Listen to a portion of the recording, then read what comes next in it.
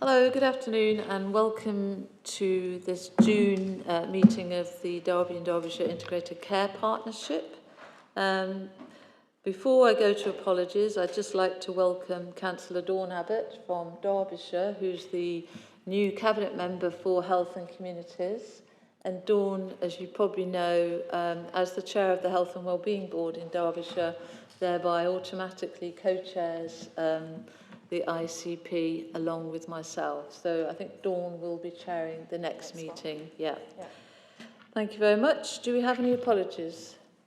There's a few apologies. So apologies from Councillor Steve Lismore, Penny Blackwell, Duncan Gooch, Stephen Bateman, Helen Henderson, James Moore, Will Legg, Gino Di Stefano, Avi Bahatia, and I think that's all. There was some more.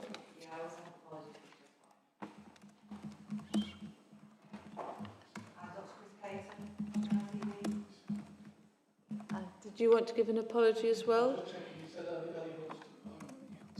Okay. Okay, thank you very much. Thank you.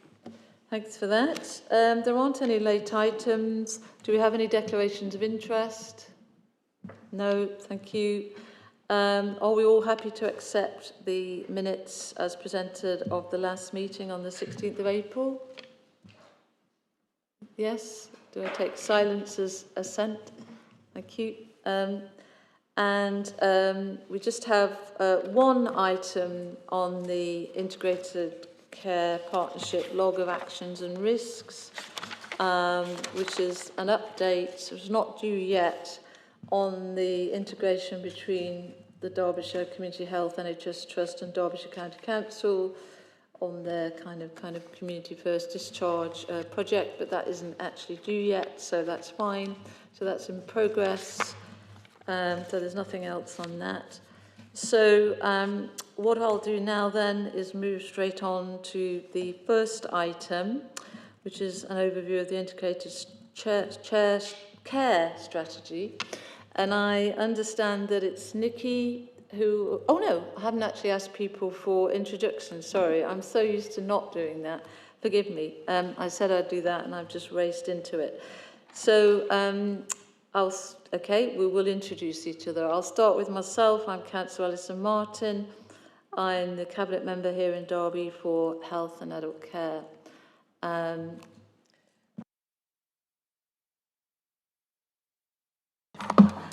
the Cabinet Member for Health and Communities in Derbyshire County Council.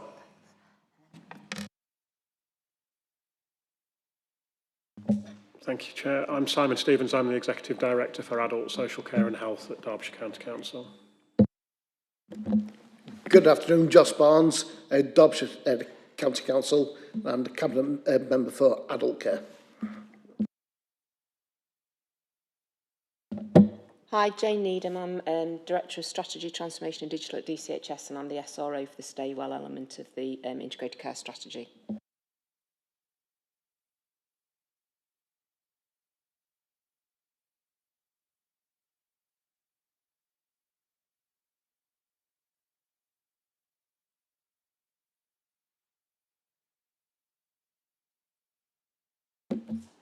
Afternoon, I'm Cathy McLean. I chair the Integrated Care Board here in Derby and Derbyshire and the Integrated Care Board in Nottingham and Nottinghamshire, and I'm the Vice Chair of the ICP. Excuse me, I'm Rebecca Johnson. I'm the Community and Involvement Manager at Healthwatch Derby, and I'm sitting in for James Moore. Hello, I'm James Scott. I'm the Head of Strategic Programmes at UHDB, and I'm here for Gino Di Stefano. Hello, I'm Jim Austin. I'm the Chief Executive of Derbyshire Community Health Services NHS Foundation Trust. Hi, I'm Nikki Doherty. I'm the Director of Place and Partnerships for Derby and Derbyshire ICB.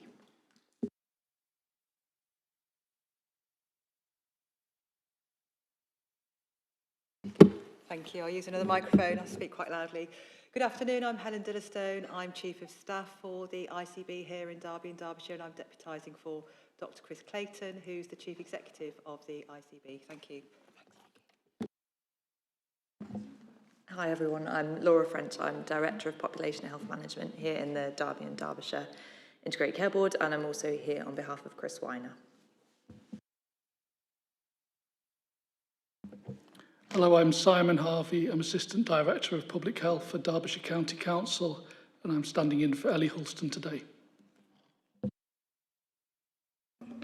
Hi, I'm Sabia Hussain, Director 111 and 999 Integration at DHU Healthcare, and I'm standing in for our Chief Executive, Stephen Bateman. Thank you. Hello, I'm Councillor Paul Hazelgrave at Derby City Council. I'm Deputy Leader of the Council and a Cabinet Member for Children, Young People and Skills. Good afternoon, I'm Robin Dewis. I'm Director of Public Health here in Derby. Hello, I'm Cathy Jeffrey.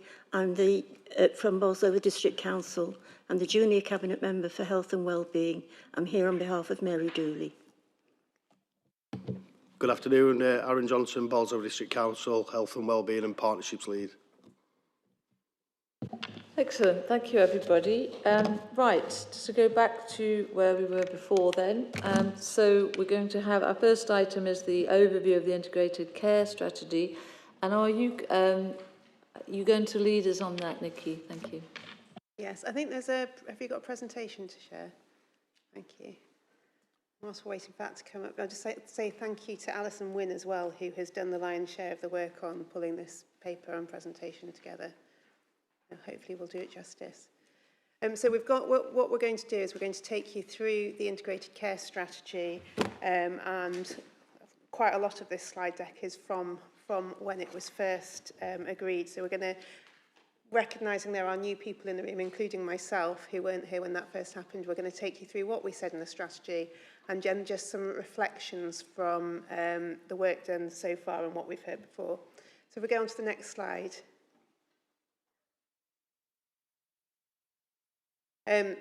So this was all came out of guidance that was released in 2022 that set out a series of expectations for us that we then took an approach to as a partnership board. At the time, we recognised, that we had been doing an awful lot of stuff together already, but B, that this would only be a starting point for what we wanted to do on our journey of integration together. And finally, we agreed that we would delegate the oversight of the delivery to the Integrated Place Executive. So that's why Jim, Penny, if she were here, and I have offered to take us through where we are. I should probably note at this point that we have revised the name of the Integrated Place Executive to the Neighbourhood Executive as we kind of take forward our work together. Next slide. So just in terms of context, I won't remind you of all of that, but it brought together all of the stuff that we had going on in our partnership space. And we said, let's think about what that looks like as a single integrated care strategy. So that's some of the contributions that it went to. And then there's good documentation in terms of the involvement and engagement we had across partnerships and communities in shaping what that strategy content looked like. At the time, we recognised it was a challenging environment, which nothing much has changed really, I suppose, has it? But we didn't want that to diminish our efforts of working together, and I suppose that remains valid now. And we recognised that through integration of our resources, we would be able to do much more on prevention, early intervention, and improving our outcomes for citizens within the money we have. So just the drivers behind that, we're recognising that there are three kind of almost life course opportunities to us. One around how our population starts well, so particularly that 0 to 5 age group, and that has a significant influence on their later outcomes and well-being, and the whole family approach as well in there. And then staying well and the recognition that actually being in control of our health, having some autonomy, being able to make healthy choices and supported with those choices makes a significant difference to our impact, into our outcomes and how well we are. And lastly, that we want to help citizens who are ageing to do so well, to stay safe and to stay independently living in their own homes for as long as possible. And all of this comes with a personalisation agenda wrapping around it, so wrapping around the person, wrapping around the family, and what matters to them and is important to them. And indeed, we've heard over previous meetings lots of examples of where we've managed to do that well and the impact of that. So next slide. A reminder of our strategic aims. So we had 4 strategic aims in the strategy. Prioritising prevention and early intervention so that we're avoiding ill health and improving the outcomes. Reducing our inequalities in outcomes and experience and access. Developing care that's strengths-based and personalised. And then improving connectivity and alignment across our Derby and Derbyshire footprint. So particularly thinking about how people experience joined-up care. Next slide. So there was a core approach that was set out that both looked at how we did it and what we needed to do. And we'll go on to cover those next. And just at the bottom, which I haven't focused less on, but a real key importance on engagement and co-production in the way that we deliver that work together. Next slide. So these are the details of the how. So we recognised within the how that there were some critical enablers that we needed to progress, and I won't read out the list to you all, but they also exist within your paper, and I think none of us would argue are not important. And then if the next slide, we'll go on to the what. So under those 3 key areas of the life cycle, we set up 3 programmes of work: Start Well, Stay Well, and Age and Die Well, that had a key focus on these key elements. So reducing inequalities, social, emotional and physical development of children in the early years of life, so they're 0 to 5 via the school readiness work. Staying well, we've wanted to focus on prevention and early intervention for 3 main clinical causes of ill health.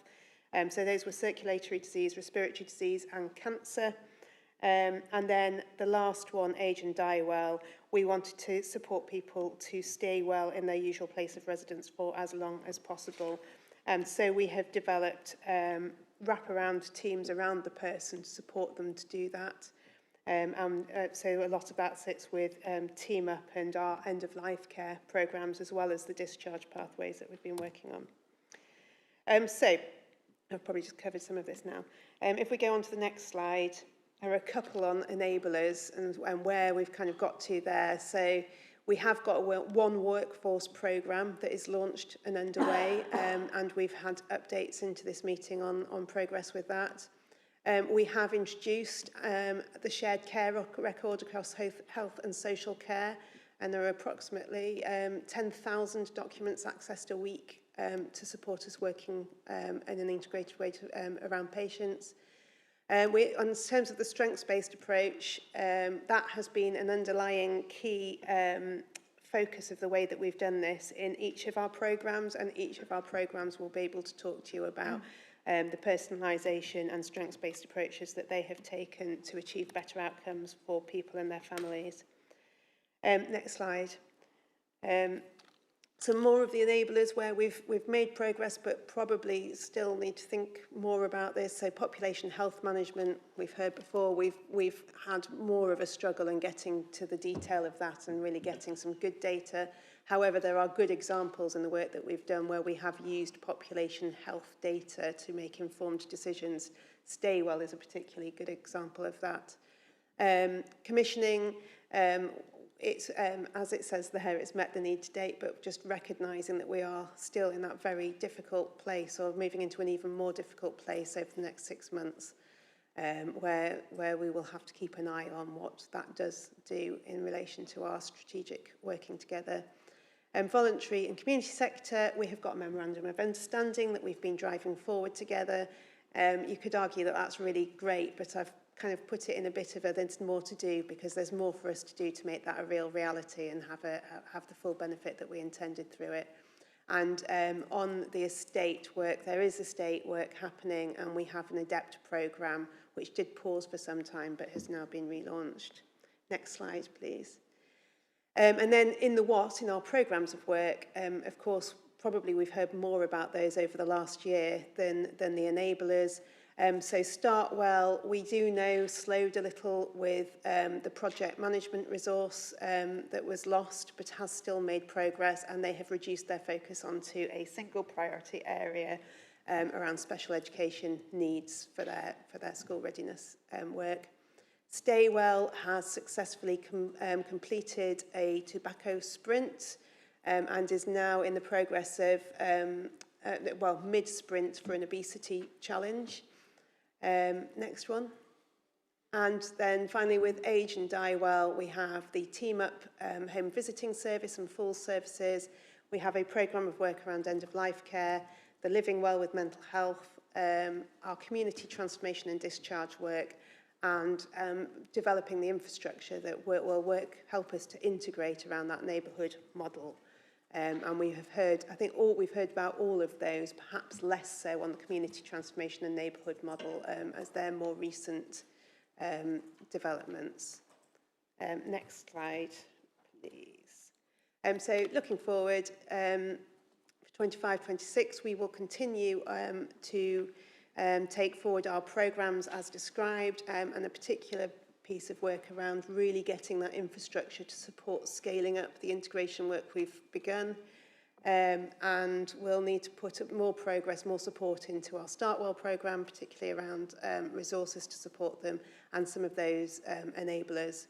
And I suppose the purpose of this was to bring everyone up to speed and remind them of the strategy that we have, and then open up a discussion about, is now the time to refresh that strategy? What would we wish to do moving forward? Thank you, Nikki. That's a really excellent and very succinct summary of what's happened so far, and it's encouraging to see what has been achieved and where we've got to with that. I mean, there's a lot of work to do, but as you say, at the moment there's a lot of uncertainty anyway, isn't there, with respect to health structures, etc. But we are where we are. Can I open it up to comments then? At the back, yes, Cathy, thank you. Hello, Cathy McLean, ICB.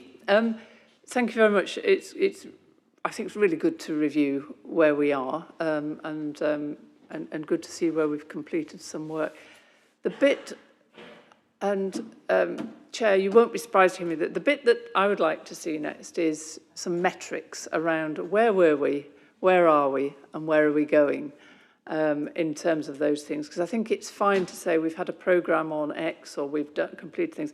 What impact has this had on our aims around improving things for our population, reducing inequalities and so on? So good stuff, but that's my plea, is we now move into a phase of actually gathering the information, because otherwise we kind of don't know where we're aiming at or if we've done anything good.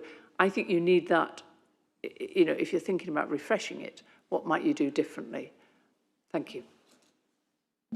Just before I bring in Paul, did you want to respond to that now, Nikki? I can do. I agree. And of course, you'll know that we have seen through some of the reports some good metrics. What we don't have is that dashboard and that over kind of global view.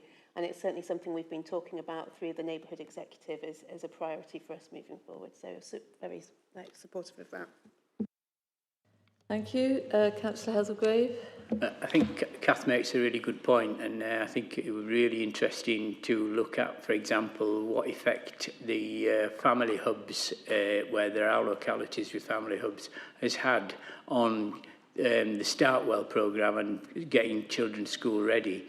There must be data prior to them becoming more active. I know there was a presence before, but it's much more complex as a response to issues, and does a really good job in signposting people to the right specialists. And I just wondered if we've got a really good starting point there. The question I was going to ask is a slight concern over the commissioning and the progress of commissioning and making sure contracts are renewed in a timely way. with the slight changes in the NHS system, and you did refer to commissioning, so I just wondered if we can get some reassurance that everything will run smoothly, even though there are obviously some challenges there. Is that really a question for you, Cathy, do you think? Not to cut in there, Nikki, but I think it's more of a question for... Thanks for putting me on the spot. This would be a question for our Chief Exec if he were here, but, and Helen might want to help me. Hence it's Helen, apologies, yeah. But no, I'll have a go. So yes, so understand absolutely, there are a lot of changes going on, but I think we expect to do our commissioning duties just as we ever did. I think it's about running several streams at once, but we're used to that. So yeah, but you need to hold us to account for that and you know, tell us if it's going off so that we can adjust. But that's our aim. Thanks, Cathy. And did you want to respond, add to that, Helen?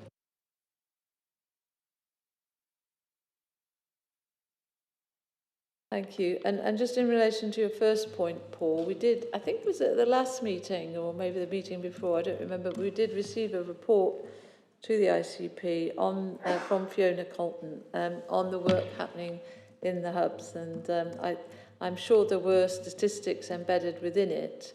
So I think what Cathy's wanting is something more strategic in terms of statistics, but I think a lot of the reports do have statistics in them. They're perhaps not extracted and collated as an overall document with an overall view, but thank you. Any more comments on... Severe, it was just a quick question on where we've spoken about team up, housebound, home visiting and falls and end-of-life care. I think it's further to Cathy's point really on what impact has that had on patient outcomes. So has that had an impact on the UEC pressures that we're currently facing across the Derbyshire system space, I'm assuming? So it'd be really good to see in the next iteration what impact that has had on definitive kind of tangible patient outcomes. Because these programmes are to get patients the right care at the right place, to keep them out of our acute services where it's not clinically appropriate for them. So it'd be really good to kind of see over time what impact that has had on our patients, keeping them at home and getting them the right care at the right place. Thank you. I think, did you mind turning your mic off, please? Thank you. I think Nikki, I'll let you come back on that. Jim wants to come. Yeah, I think I can come back on that. That's an area of focus that I've been looking at in particular. So, in fact, I've been reporting in various public meetings, and I've got a national stage next week to talk through the success of Team Up, where we've seen significant reductions in attendances at our emergency departments for the cohort of citizens that we're attending to. We can also see the occupied bed days in our acute hospitals being significantly lower as well. So that is cost out. It's also a significantly better experience for residents and citizens to have that care wrapped around them. So one of the areas that was noted by Nikki is that we need to do a presentation at this group at ICP around community transformation, and that falls part of that programme. So I'm very happy to pick that up at a future date, but I can certainly share details outside the meeting of the data that we've already got in that space. Thank you. Would you be able to contact Alison Wynne, who unfortunately can't be here again either today, with that, if you haven't already, Jim, with that proposal? I mean, that sounds a good thing. I mean, I think my sense of it is from sitting here, hearing the reports, is it's very often what is being presented, we know it's had impact. I think Cathy's point is a fair and reasonable one, is that we don't measure. Sometimes it's measured, but it's not systematically measured. It's not measured in a way that's relative to other measurements, and we don't present that in a systematic way. But we have certainly had an awful lot of feedback which suggests that each project and intervention has had impact. Jim. Thanks. And just one more to add to that. So there is a reluctance for people to present data because we live in a complex system, many things happening at once, and to get the single factor causation down to that was the intervention that made the difference means people are shy in coming forward to the data. So we're trying to help people be confident to at least show a correlation, even if you can't get direct causation, that gives you, it's good enough to say this is the right direction of travel, we can reinforce it. So that's part of the hesitancy we're trying to overcome at the moment. Thanks. Yeah, and I think that's a really fair point, Jim. I mean, I think there's, and that doesn't, yeah, because a request for data doesn't necessarily mean data that has a particular kind of contact, whether it's causation over correlation. At the moment, I think Kathy, well, I'm speaking for you, Kathy, it's wrong. You can speak for yourself, Kathy, if you'd like to come in, but... Yes, just quickly, so I don't disagree with Jim that there is a challenge with that, but what I think I'm looking for is if the role of this, through the strategy, is to shift the dial overall on the health of the population, you kind of need to be tracking that, and then some of the interventions may have an impact, accepting, of course, and I'm sure Robin will say in a minute, of course these things take a long time, and I completely understand that, and we might see only tiny movements or proxy things that tell us we're going in the right direction. But I just think we need to be as disciplined about sharing the data in this area as we are about some of the things that are constantly measured. And it may take 5 years, but we need to know we're on the right track, really. Thank you, Kathy. Sue-Ann. Thank you, Chair.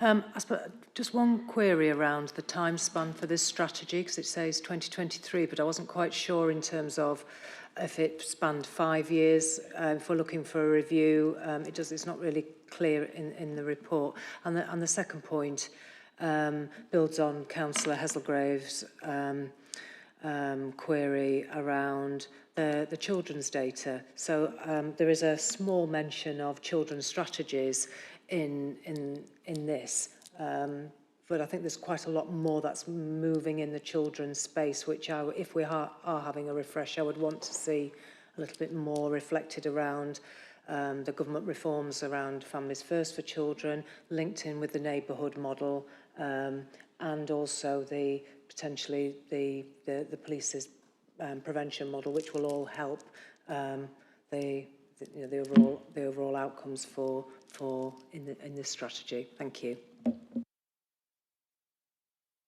I think Andy Smith is picking up the SRO role again for the Startwell and is of similar thinking. And I think it's a 5-year strategy, but you're right to kind of question it. I think it is a 5-year strategy, Nick. I mean, actually, this strategy had just been written when I came into my cabinet role. So my photo was on it and I'd signed it, but I hadn't been part of all the work that you all did, many of you did, to put the strategy together. And I suppose we've had some good points, thank you, and I'm open to receiving any other more points from you, of course. So we are being asked, though, today to note the report, and then critically, we need to decide between us today if and when we want a sort of more systematic review of the integrated care strategy, or at least we want to look at it to see whether there needs to be anything systematic. Comments added. So do we have any comments on that, please? Jim, and then Paul. I suppose it's a personal opinion rather than a representative opinion. We are halfway through a 5-year strategy. It would be good to take stock, get the data, make sure we're heading in the right direction. It would be incredibly resource draining to go and then start designing a new strategy on the back of what we're doing. We've got quite a lot of work underway and it would distract from that work. So I would rather see us pursue for the next year or so, and then as you get to 7-8 months before the end of the strategy, that's when you'd start to pick up and measure and potentially do something a bit new. But I would be supporting continuing with the strategy as it is for the time being. Thanks. Thank you, Jim. Paul? I think what's been suggested is very sound. We've got to get the thing embedded and see what the progress is. And I notice right at the end of the report, it does talk about evaluation. And there will be ongoing evaluation that could feed in very nicely to how the strategy is bedding out and actually responding to residents' or citizens' needs. Thank you. Don't be shy. Any other comments or opinions on this, please? Kathy? Yes, thank you. So I agree, it is a 5-year strategy, I think. It strikes me that right this second is probably not the time to do it because of the changes that are going on. So we need to see what is going to happen, and that might be something to do. But obviously in my role in Nottingham, where I do happen to chair the ICP, what we do there is each year we test the strategy with a very broad range, about 200 people who come together in the Assembly that I've talked with you about before, and just check with them that we're on the right track. You know, is there anything we need to change? But right this minute doesn't feel the moment to do anything radical. That may come, or it may not, depending on what happens. Thanks, Cathy. And yeah, I haven't spoken about Dawn's very new, obviously, so I haven't spoken to Dawn about that. Carol, ex-co-chair, and I were always very open to the idea of having an assembly, particularly as this ICP has become more established, and it still seems quite new in some ways, partly because in many respects, the whole rationale and purpose of an ICB was never very clearly defined. So I think there'll always be that sense that it's always slightly reconstitute or remaking its raison d'etre or something as it goes along. But I think now we are more established. So Cathy, in one of our meetings, we could discuss, I think, I'd be very open to discussing having an event like that. But I take your point on perhaps not launching into anything very serious with this at the moment. Simon. Yeah, thank you. So, I mean, I was going to agree. Other people have said what I would say now, but I think there's a lot of stuff going on at the moment, not least the ICB changes, but also significant change in terms of the leadership of Derbyshire County Council. But I don't think the strategic ambitions have changed at all, and we've all, done a round of determining that progress has been positive. Absolutely agree that we need, a dashboard pulling together, but I know that that's something that's already being worked on. But I think if we're all agreed that the strategic ambitions haven't massively changed and that, the progress is positive, I don't think there's an urgency to do a sort of refresh or review now. And I would wait for the period suggested by others. Thank you. Thank you, Simon.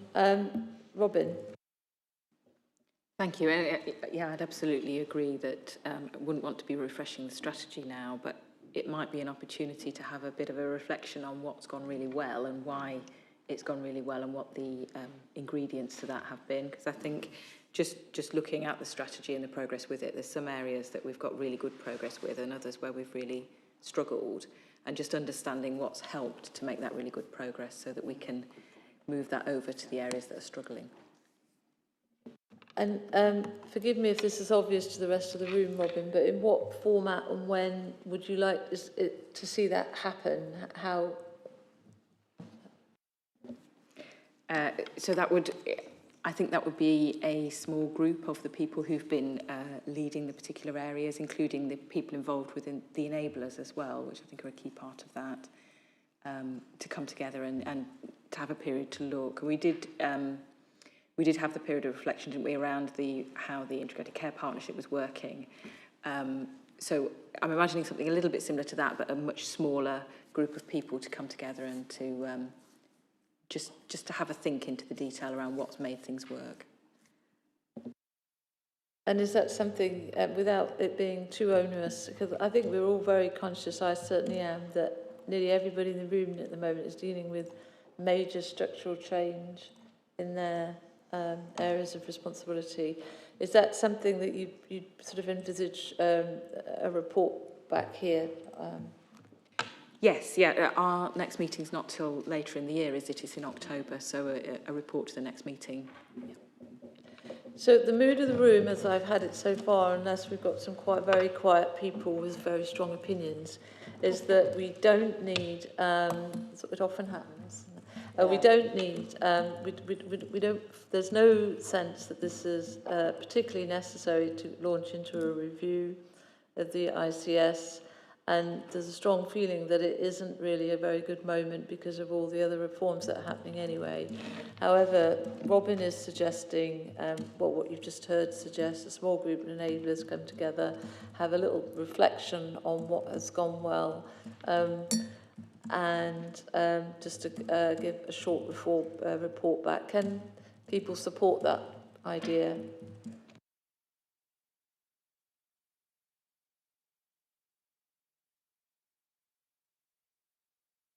Well, thank you for that suggestion, Robin. So we'll add that as an action then. And I would also add that I'm sure that Alison Wynne, if she is the most I believe she would be the most appropriate person. If it's not Alison, the most appropriate person could also just read through the current strategy and check that there aren't any inaccuracies or anomalies that have arisen because of changes in the last 2 years. Not to do with the content as such, but just pieces of information or whatever. So I think I'll ask Alison to look at that. And with that, is everybody happy to, with that then, any further comments on that particular report?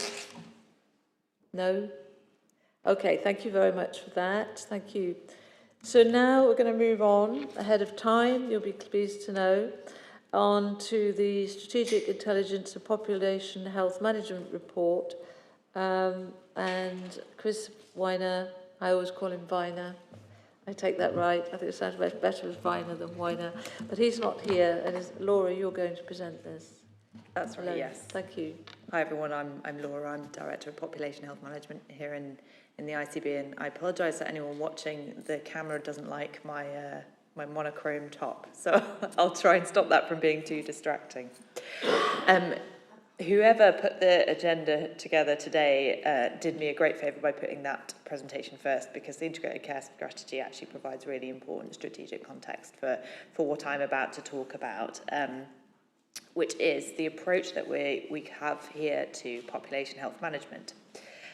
So I understand that the background to this, and I've only just arrived in the organisation, I started in mid-April, just gone, was that previously population health management function, there'd been lots of it going on in different places, but it hadn't all sat together in one place, which has made it difficult to sort of progress strategically because it's not sat with one person.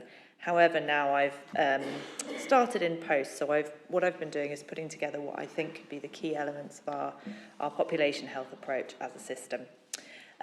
So forgive me for not putting together slides. In the paper, I basically start out with a few definitions because I think that the terms population health, public health, population health management often get used interchangeably.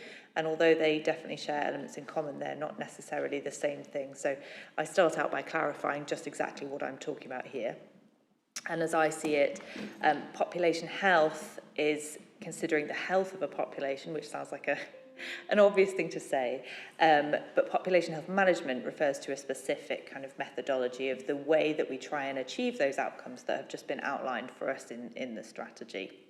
And I think, despite my title, I'm actually here to do both that, but also the wider work around health inequalities that sits with it.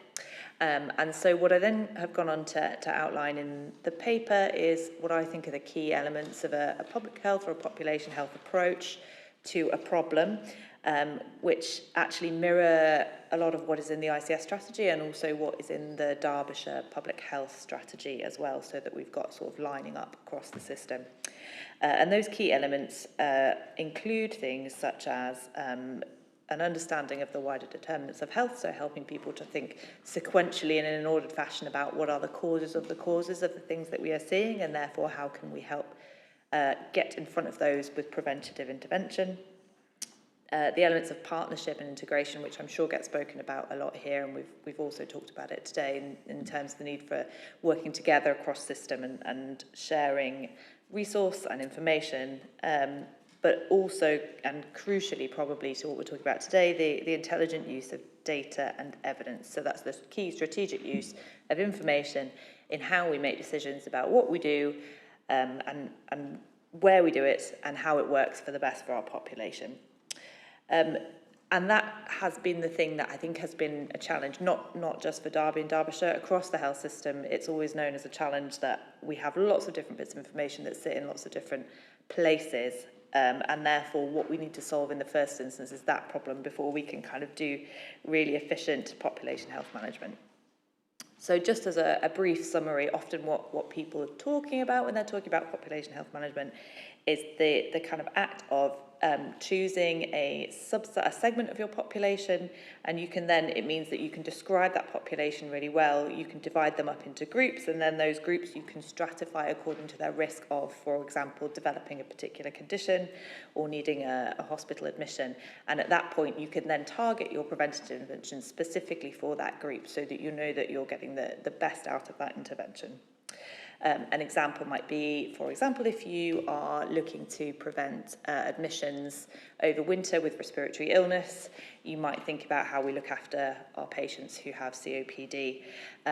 But if you want to be more specific than that, what you could do was overlay primary care data, so looking at your COPD patients and who's on the sort of maximum drug therapy with people who've had previous admissions from their secondary care data, and then you might use local authority data to look at who we know is perhaps in receipt of benefits and therefore more likely to be at risk of fuel poverty, and therefore need help keeping their home warm, and in turn also help prevent admissions. So you can look at, using data from across the system, who is going to be at risk of particular things. And obviously different parts of the system might use that methodology in different ways. Primary care, for example, might be interested in using it to look at where they target people who aren't perhaps coming for their screening. But it requires those things that we've spoken about, but particularly the ability to kind of move data around freely. So what I've been doing in the month or so since I arrived has been a few things to try and lay the way for this to happen in Derby and Derbyshire. And as I alluded to, there's lots of it already going on, so some of it's just been about me bringing it together. I am in the process of writing a framework for a strategic approach to how we do this in the system, and the aim being that that will be something that anybody can use to think about a problem, whether they're in primary care, community care, secondary care, or us in commissioning, and it will just help give a systematic way of thinking about all of these things to make sure that we're maximising our chances for tackling health inequalities. I've been doing lots of appearing in different system meetings and talking about this, and doing some teaching sessions about how to take a population health approach and how we might think about this. So lots of people in the room have probably seen me at various meetings already talking about that. I've been exploring data management options, and there's an appendix with the paper that I'll run through in a minute about what we're doing there. But specifically, we have been chosen as a pilot site for the NHS platform's new population health management tool. So they're demoing that for me later on today, and hopefully that we'll be able to become one of the first kind of areas that rolls that out. And the other thing that is interesting, given the conversation we've just had, the point Kathy raised about bringing data and evaluation, one of the most common conversations I think I've had since I arrived here is people coming to me and saying, we're doing this thing, we think it's really working well, but how can we prove it? Like, how can we do it? And I think, therefore, me helping people to kind of build in a robust kind of method of evaluation from the beginning and thinking about how we're going to prove our effect at regular intervals and review it is also really important. And finally, engagement, I think, is a really key element. And again, Nikki mentioned that in hers. So we talk about health inequalities in terms of access, experience, outcome, and we need data and information so that we can improve those things. But if you're looking at the experience element of a patient's journey, you really need that qualitative engagement data to be able to know what's going wrong so that we can put it right. And for me, that's really key. And so I've been having lots of really good conversations with my engagement colleagues about bits that we can be doing across the system to help the way that we do that, and then it all feeds into our population health approach. So there's lots of things ongoing. We still need, and I think it's probably been an ongoing issue, finalisation of agreements with regards to information sharing and information governance, but there is progress on that, and I'll allude to that in a minute. And therefore, with it, the ability to kind of move data sets across organisations. But we will get there, I believe.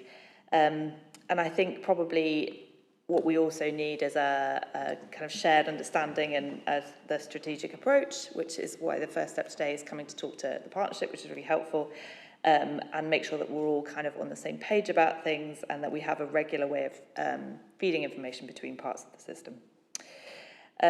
So I was also asked to bring an update about data sharing, and that is included as an appendix. That was written by my head of BI and some of our information governance colleagues. So it includes quite a lot of detail that I won't attempt to claim credit for.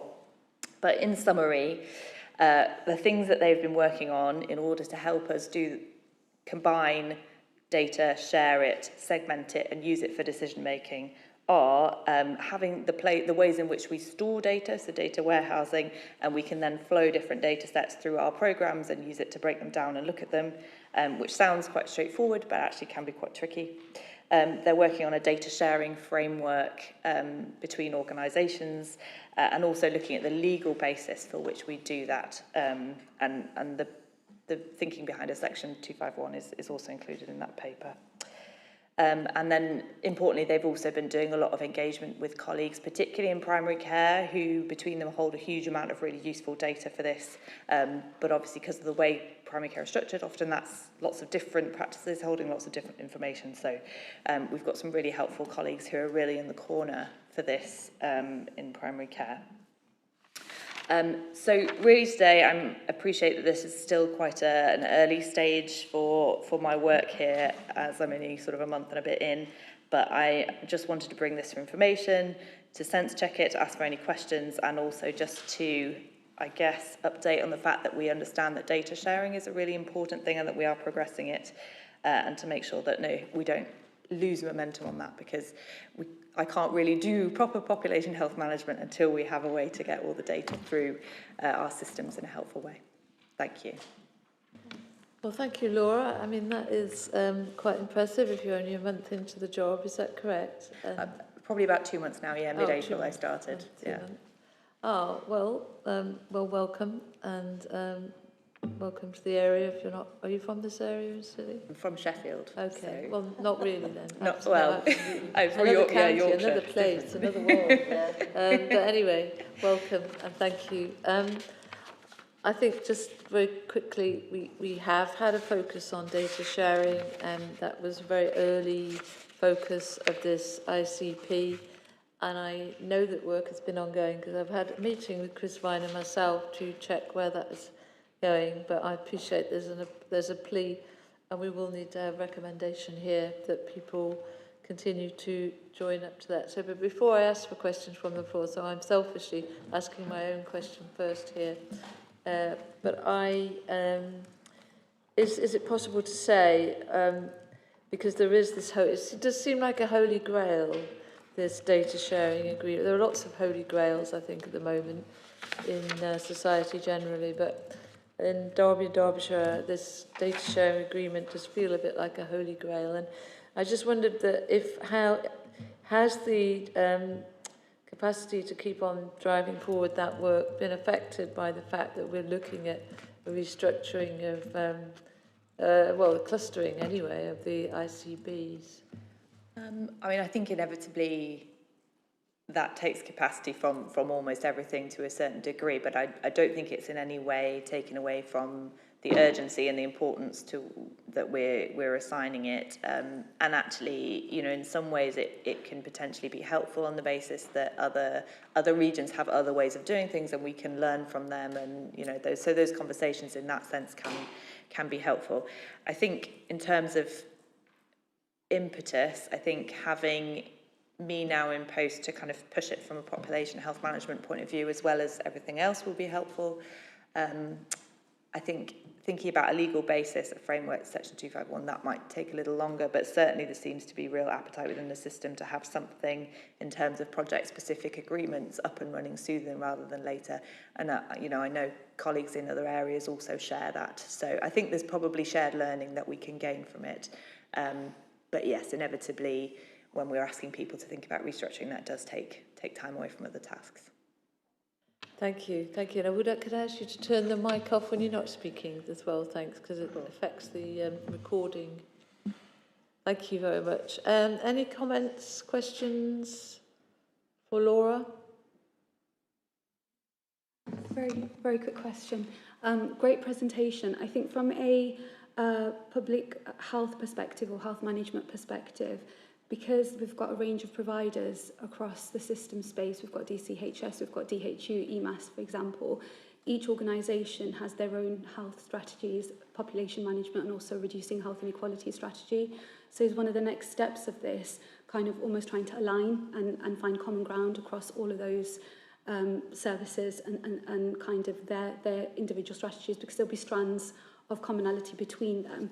And I think the point that you raised as well about the clustering of the ICBs, we at EMAS and DHU cover the Midlands. So at DHU we cover all of the West and the East Midlands and provide 111 services. And for East Midlands Ambulance Service, we cover all of the East Midlands, but the demographics of each of our systems is very different. The service provision is very, very different when you're looking at health inequalities.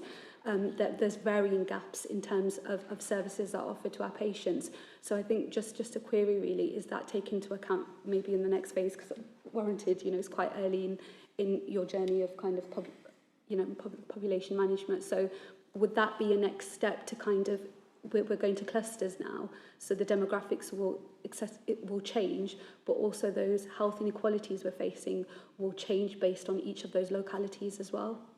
So just the impact of that going forward. You want to respond to that, Laura? Yes, thank you. It's a great question, and in some ways you've hit it on the head with the challenge of doing public health at bigger geographies, because a lot of public health is about place and it's about neighbourhoods and it's about understanding your people and where they live and all of those things. So when you try and then do it at a bigger geography, it becomes much more of a challenge. I think my aim is to create or develop an approach that means that it can be flexibly used by people in each place who know their populations best. Because it's not for me to tell somebody, in South Derbyshire or Nottinghamshire or wherever what is best for their area. They know that. Your other point about kind of using other population health strategies, health inequalities approaches, I think is a really good one. I've been having lots of conversations with various provider organisations across the patch, and EMAS being one of them, because they actually hold an incredible amount of useful data.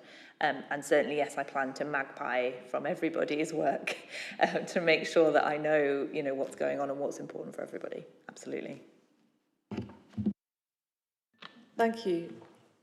Any other questions or comments, Jim? So I'm hesitating here. Again, I probably speak from a personal perspective rather than organisational. So I think, supporting what Laura said, there's been fantastic work from local authorities, public health colleagues who are working at neighbourhood levels in the way that we would like to do. Health is coming in quite late into that game. And I think, look, to reinforce Laura's point, the neighbourhood way of working that we are developing and moving to within the NHS sort of reinforces the ground that has already been occupied by local authority colleagues for some time.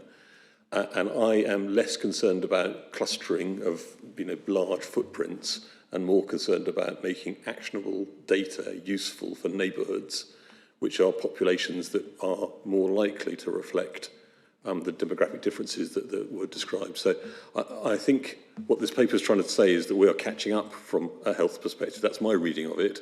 And we're following firmly into the ground where local authorities have been for some time. That would be my reading of it. Thanks. Yes, I think I would agree, and I often forget, because I've just spent the last 4 or 5 years working as a local authority public health consultant, that I don't need to make that explicit, because absolutely I think we're sort of catching up a little bit in terms of the way that local authority colleagues work, and they'll continue to be a really important part of this work going forwards. Well, indeed, because one of the risks that I've seen at times since I've been in my role is that there can be, in an effort to integrate this, that just creates duplication. So given that we're ahead of the game on that, presumably you're working, I rephrase that, given that local authorities, public health sits in local authorities, it already has. I mean, I had seen an enormous amount of data from our public health colleagues on situations in Derby. I do see, I class Robin Jewis, I would say, there's Robin, usually with a graph of doom. It's usually a graph of doom, isn't it? So there is that. So I assume you're working closely with, rather than trying to step in or emulate, you're just working closely with the local authority public health functions, are you? Yeah, absolutely. I think Robin and Simon and colleagues have the misfortune of having known me for a long time because I was locally trained, and therefore it means that I have a knowledge of what goes on where, and it enables me to kind of maintain those relationships. So yes, absolutely, we're working together on making sure that we don't duplicate and that we both kind of stick to our own bits and make sure that we do them well and in an integrated fashion. Absolutely. Thank you. Sue-Ann. Hi, thank you, Chair. Sue-Ann Lim, Derby City Council. Just I suppose, just to play that, the local authority also means adult social care and children's services as well in terms of making sure we get that, that holistic approach. Thank you.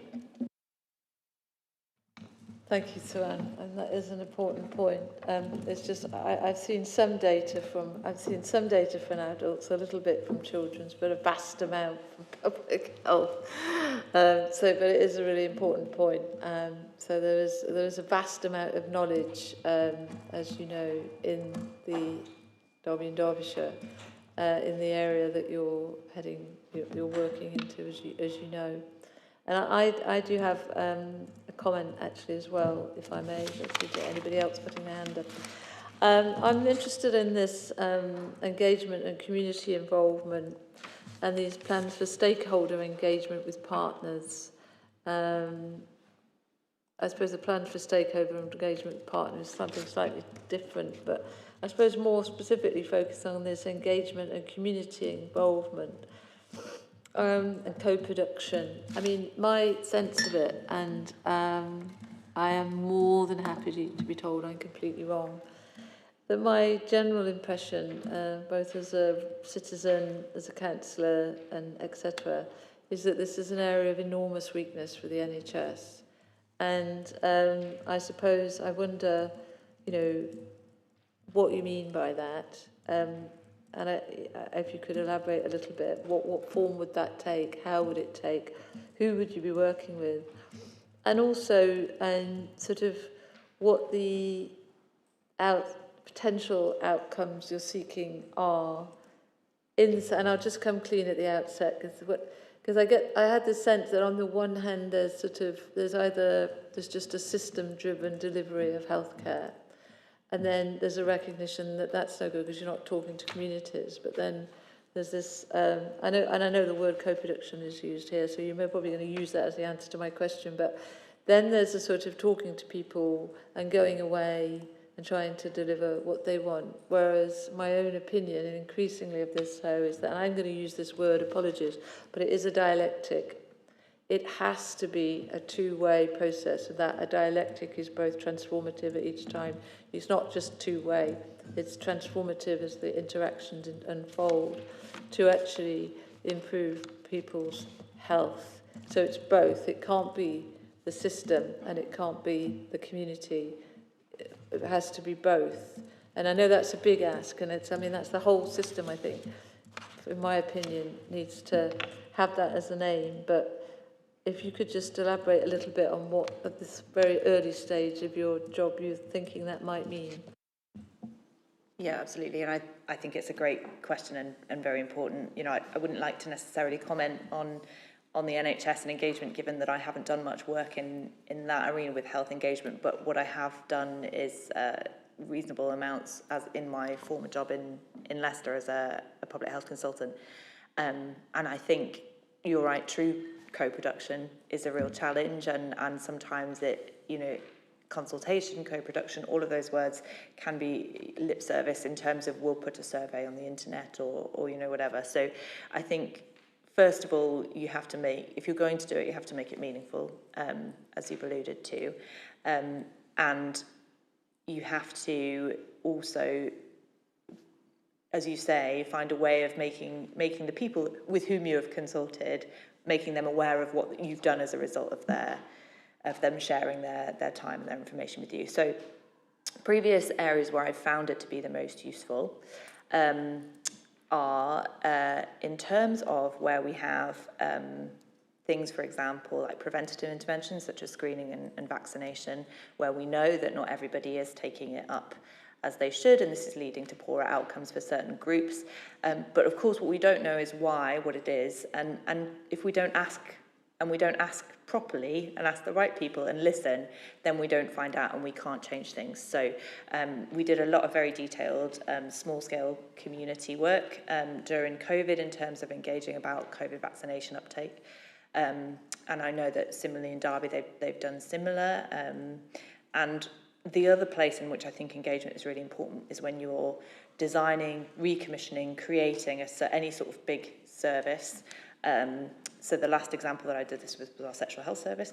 And we knew that, you know, people quite liked it. It was good. We used to get good patient feedback, but we viewed the recommissioning as an opportunity to kind of right back to the beginning and have a think. So we did a big detailed program of engagement. We had some online questionnaires. We did, you know, community group engagement, and also stakeholder engagement. Then we compiled all that together. We looked at it, we made changes, and then we fed back via a You Said We Did framework to all of those places that we'd been and said, you said these things, we've listened, this is what we've done.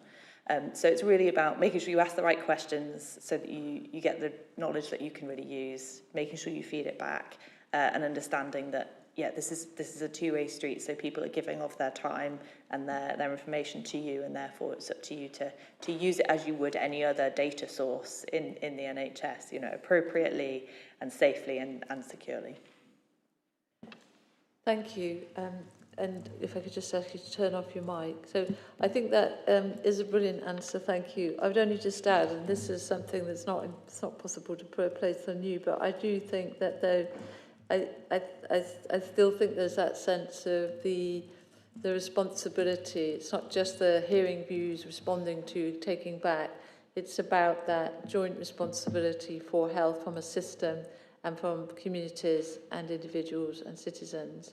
And it's that engagement. So in their own health and in the system engagement, that's kind of also what I think we ought to, I think the system ought to encourage, not just we've taken your information and taking back, and this is what we're going to do.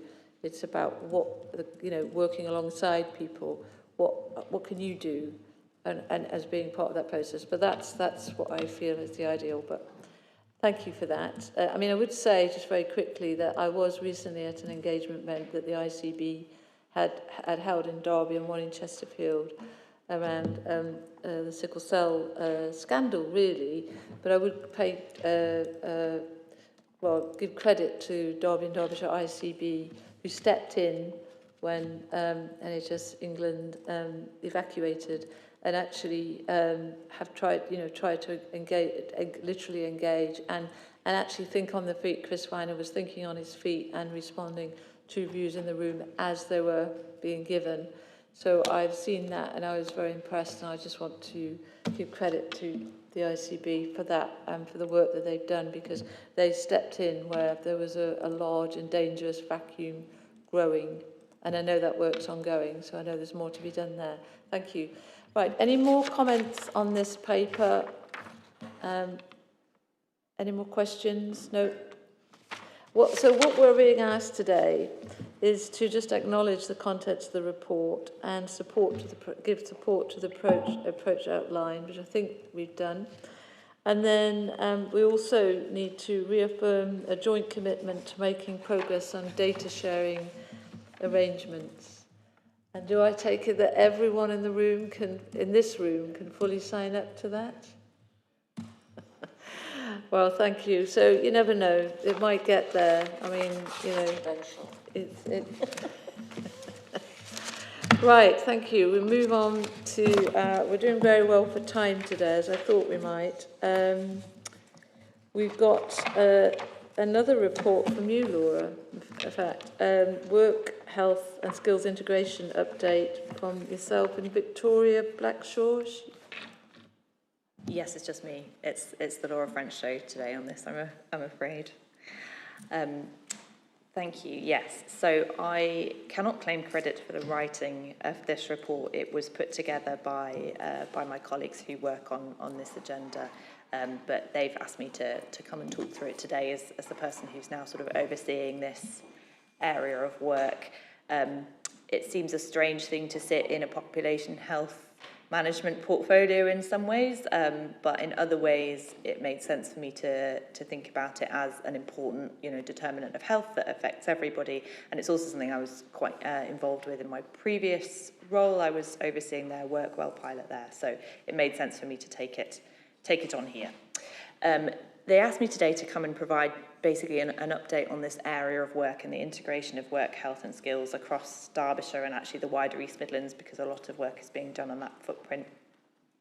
So there's been quite a lot of development in this area over the last kind of year or so, a lot of it led by DWP and other government departments, and there have been some quite big investments of money in pilot programmes.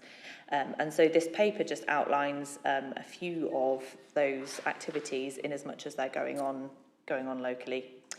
And the ask of the paper is really just for the board to note these things and to support the ICB's ongoing involvement in the various bits of pilot and strategy development that's going on. So I'll take them in the order that they come in the paper in terms of the areas of work, and apologies if people in the room are familiar with these. I'll treat them as though you're not, because when I first came to them I also didn't know them so well. So the first one it speaks about is Connect to Work. So Connect to Work and Work Well were two pilots that came out of central government around the same time, but they are slightly different things. So Connect to Work is an employment support programme for quite intensive employment support for individuals who have complex needs and sort of difficulties in life that means that they found it very difficult to get meaningful and retain employment opportunity. So the programme is there designed to sort of integrate employment support and quite intensive employment support with also general skills and health support for those people.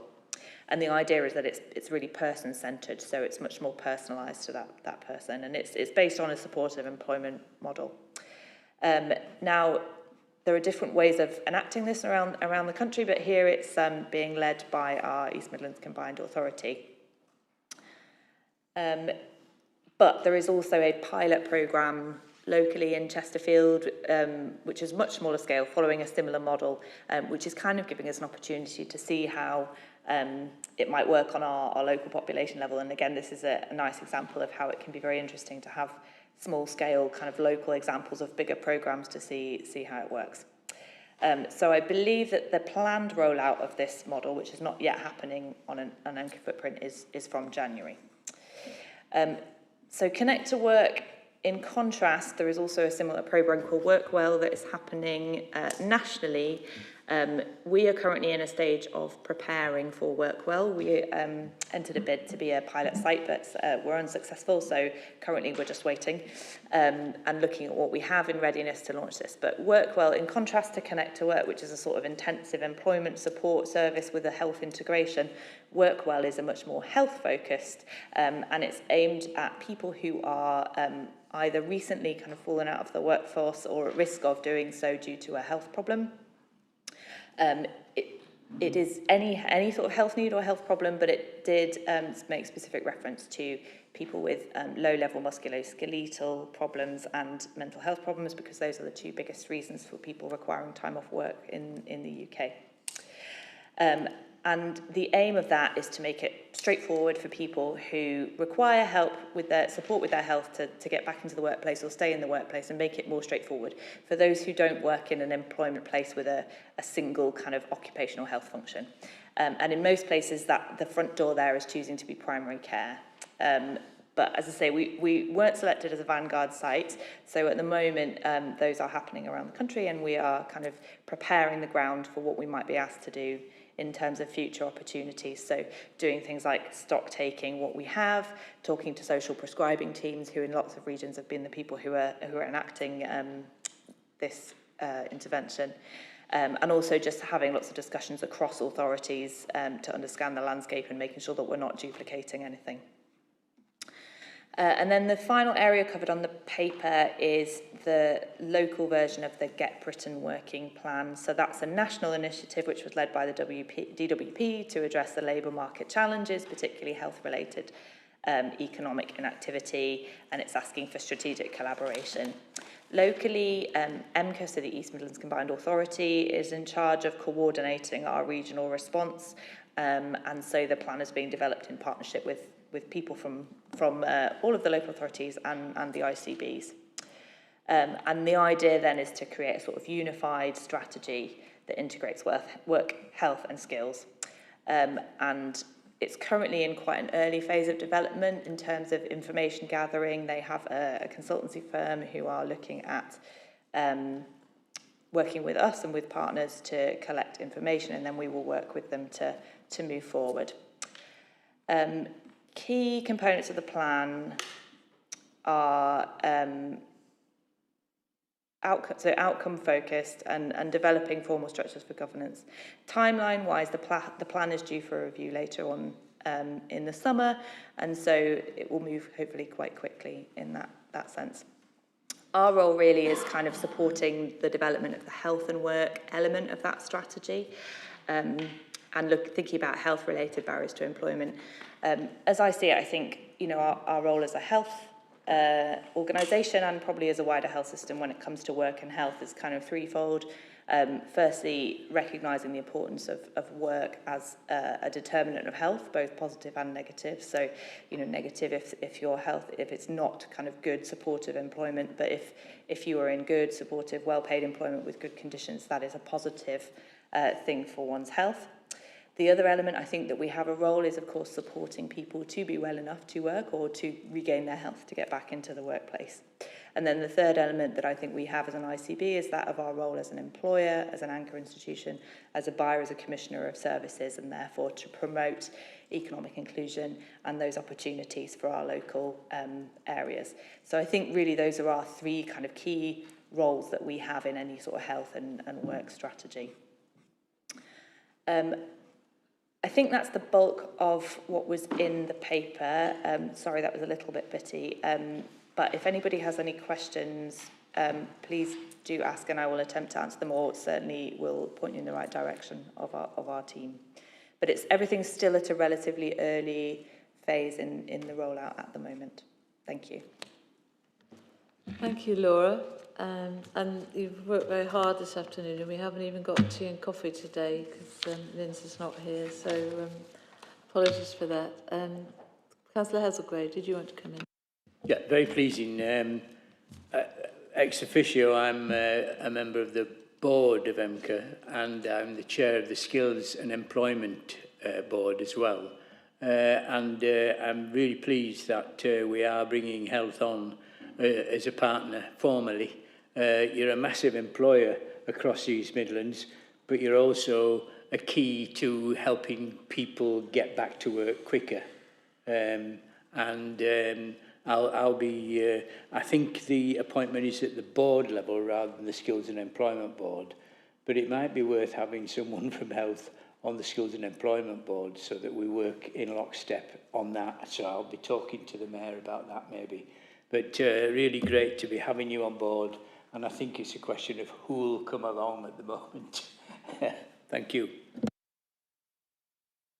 Thank you. Anyone else? We're a bit quiet this afternoon, I think. Probably the heat, isn't it? I think it's, I mean, I think Laura said this is early days with this, isn't it? I do have a comment, of course, but I'm going to let somebody else come in first if they want to. Well, I think it's it says on page 3 that there's a integrating support. It talks about integrating support employment services within primary care, and I think that looks to me like a really positive proposal in terms of. I think I know recently, I know generally, but I know personally very recently about the level of responsiveness you can get from primary care when you concern somebody who's frail and elderly. And which is right, because they have serious needs that are very urgent. But we all know, and I'm not going to repeat here, everybody knows the problems there are in accessing GPs and other aspects of primary care and just what a job that can be in and of itself. So if there's a kind of a commitment to try and be more responsive in that respect to help people get better service and then help them return to work more rapidly. Because let's face it, this is why some companies provide private health insurance, isn't it? I mean, that's the brutal reality of it. It's partly because it's a bonus, but it's also that they want their employees to get back into work quickly. So I see that as, I mean, without knowing much about it, but that looks like a really positive step. I mean, I would just add, and I'm not sure that this is being really driven locally, but I do think this this maxim, good work is good for health, I mean, that does remind me of these 19th century Protestant maxims like cleanliness is next to godliness, and another rather moralistic, on the path to puritanical sort of thing. So, and the reason I'm saying that is not because I think it's self-evidently is very often the case that if you're in a job and you quite like it, or it's a doable job and it does help people to thrive, and it's a reason not to retire too early, etc., etc.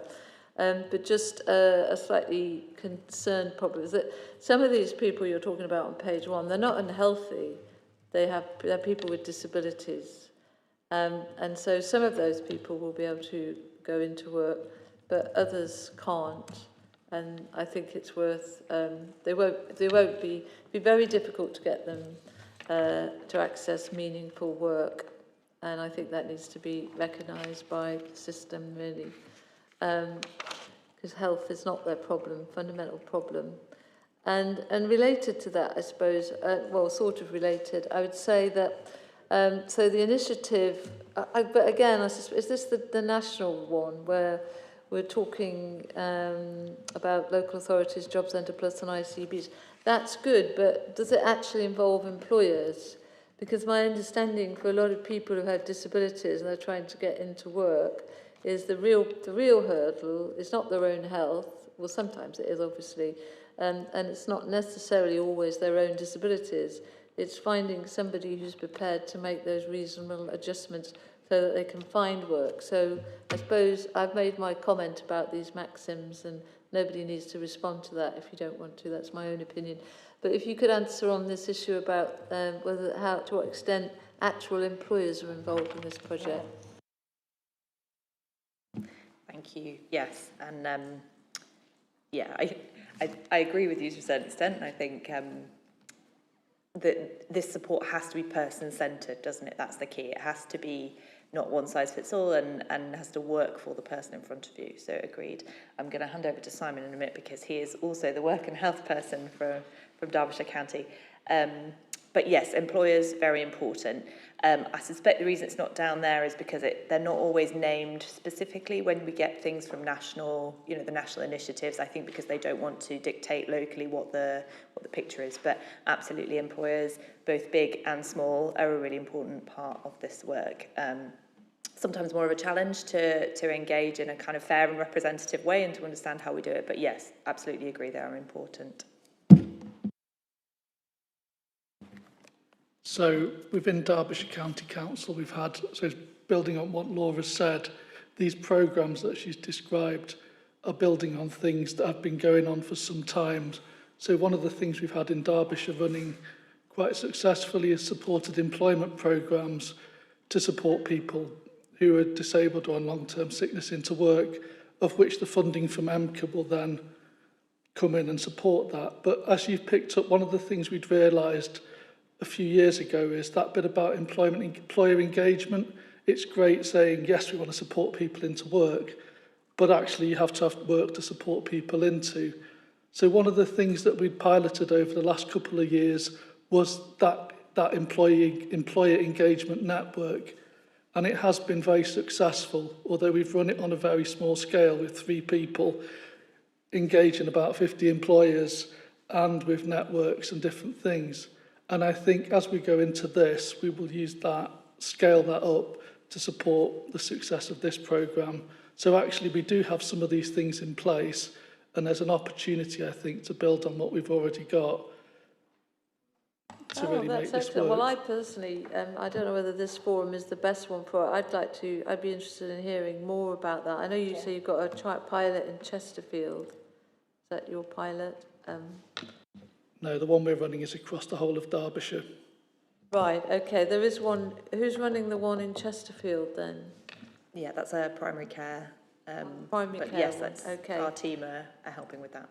Right, thank you. Well, I think it would be good to hear more about that. Just, I don't know what I don't know whether this is the right forum, but I'd be interested to more. Just very quickly, do we know? I'm not aware. Do we know, Robin, whether we've got such work going on in Derby? I'm not. Paul. We are linked into the work, but it isn't delivered in the same way. But can certainly find out to put that together for an update for you. Thank you, Robin. Yeah. I mean, it is really important work. I think we do have to remember, though, there are people who will not work and cannot work, and I think that's the qualification I think we need to add to it, and be mindful of that, and make sure that they also get the health support, which I know the health service is doing their best to deliver. Any further comments on this, Councillor Heathergray? Just a kind of point of information, really. When you were talking about, connecting with businesses, MCA has its own business advisory board that I go along to, and there are people there from the Chamber of Commerce, the Federation of Small Businesses, from bigger organisations, and they're very open to what's happening and trying to get in lockstep with the vision for the MCA footprint. So I think there'd be the ways of getting the message out through MCA, and it would be, there are, let's say, mechanisms in place that it just needs building on, and you can tap into those. Thank you. Before I draw this to a close then, because I don't see any... Chris, is there anything you'd like to say on this? No, you don't. Okay. It's from a voluntary sector point of view, right? Okay, thank you. So we're being asked to note this report, which we have, and also the board is being asked to support the ICB's ongoing involvement in these regional pilots and strategy development, including the Chesterfield UK SPF pilot and MCA's local plan. So we're all happy to assimilate that and keep bearing this in mind going forward, support it. Yes, I see silent as a sense again. Thank you very much. Right, thank you for that, and thank you, Laura. That was impressive. For your first meeting as well. It's a bit in the hot seat. Thank you very much. Moving very quickly on, our last item, and we are going to finish early today, is from Robin Jewis. It's just to talk about the ICP's forward plan. Thank you. So you have got the paper, and the forward plan is in a table in Appendix 1. Just to remind everybody that we've previously agreed that we wouldn't meet in August. The next scheduled meeting would have been in August. So our next meeting is the 15th of October. And you'll see in the table that the forward agenda items are listed under the criteria that we've previously discussed and agreed in how to structure the meeting. The Stay Well update has been taken forward from this meeting into the next meeting. So we do have, the Start Well update. So we do have the Start Well and the Stay Well update next time. Integration between DCHS and Derby City Council, and that's an update on previous report, a tobacco report, and to look at the enablers, we've got down the insight framework, and I was going to propose that the reflection on the progress around the integrated care strategy and what's worked well could be that item around the integrated care strategy review.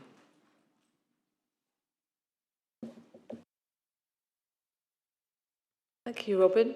Well, I assume there are no further comments on that.